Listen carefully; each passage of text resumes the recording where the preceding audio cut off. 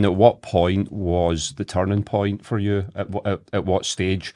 Was it the first overdose, the second one? Was it when you started noticing everyone in your circle falling to this way of life? At what point did the penny really drop and you realised you had to make a change? Well, it wasn't the first overdose, because I was actually having a conversation earlier on today on a call with someone about this. My first overdose took place in Magaluf, and I was drinking all day, snorting coke all day, smoking weed, and I was going to see Fat Man Scoop. Remember Bass Track? Yeah. See Fat Man Scoop in a nightclub in Magaluf. I just turned 19. So like 2005 or something like that. Mm-hmm. Anyway, that's besides the point. I'm on the way to this club. Again, I'm already out my face now, and that's been the way of it for the last 2 or 3 days. But I don't know if I've actually ever told this story on a podcast anyway. We go to see Fat Man Scoop, and I'm there with a group of Liverpudlian boys, and I'm dumbfounded by the fact that they've never taken ecstasy before. I couldn't believe it, because I've been taking ecstasy from the age of like 14. And here's me with this massive ego. I'm the guy you can, gets the lassies, and I can get the drugs, and that this part of my identity that my environment had created. Mm-hmm. And they'd said, how do you go about getting ecstasy, and how do you take it? And I was like, I'll get it, and I'll show you how it's done. That's egotistical. Anyway, it was kind of desperate, but I get a bag of ecstasy, and if you've ever taken ecstasy before, you'll know that 1 can be strong enough. Mm-hmm. 2, if you double drop, it's heavy duty. If you triple drop, good night. And I took a handful. It was probably about 5. It was a bag full of whole ecstasy, probably about 30, some broken, some halved. It was about 5, and I gubbed 5 of them. And again, by this point, it's like 1 a.m, so I have had a skinful, and can't remember much about the next few hours, other than I was hotter than I'd ever been before.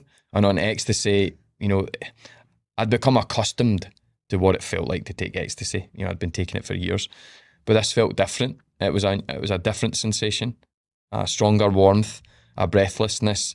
Yeah. And I left the club. I wanted to get out. There was too many people. I wanted to get out of the club, and I walked outside, and I remember subtly collapsing. And then after that, all I remember was a Spanish man, and I can speak a bit of Spanish now, but back then I couldn't speak any Spanish. And a Spanish man reaching out to me. I think he must have called the ambulance. I really don't know. An ambulance came, there was a blue light. And in the back of the ambulance, even though I couldn't speak Spanish, I could interpret what the Spanish medics were saying, even though I couldn't. I could. And I was also hallucinating, and all the skin was falling off their face. It was terrifying at the time. There must have been laced with some sort of hallucinogenic or whatever.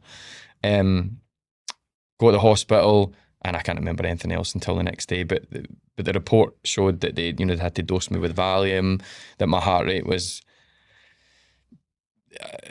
extremely high. Yeah. My heart could have exploded. As the doctor put it. I was very lucky. But you said your question was, did you learn your lesson? When did the penny drop? Well, it wasn't that first overdose, simply because that day I get home. I remember I walked to the pool, and I had all these, as you can imagine, I've had drips in my arm, and we were there with these other boys, become friends with these other boys from Manchester, and they looked at me funny, and they'd asked my cousin who I was with, Johnny, is your cousin, why is he, is he into heroin or something? What's going on? And he said, no, he took unwell last night and whatnot. Anyway, that same evening, I'm back drinking again and sniffing coke. Mm-hmm. So it's ridiculous to even think about that. To think now, being 37, in a completely different place in life, but to think youth is wasted on the young, and the silliness that you're capable of at times is insane. But when the penny really dropped was that day in court. Yeah, when I was given a second chance. So I was told that I was looking at 2 years in jail. Excuse me. And court started at 9 a.m, but I was the very last person to be seen. I think it was about 4:30. All my family were there. They were waiting in anticipation of what my fate would be.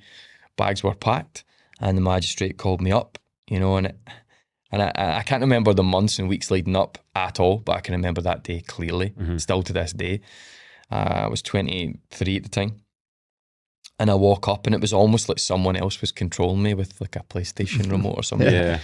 And the magistrate, she's talking about all the events that were the straw that broke the camel's back. She's discussing all those circumstances that led to me being there in that courtroom. But I was just off elsewhere, you know, wondering how the hell did I get here? You know, contemplating, was it because my dad left and rejected me? Was it because I was raised by a single mum? Was it because I come from a low socioeconomic status background? Was it because of XYZ external factor? Yeah. And I realised as much as those things do play a role, it was more about how I was living my life. Yeah. You know, lights were on, but no one was home.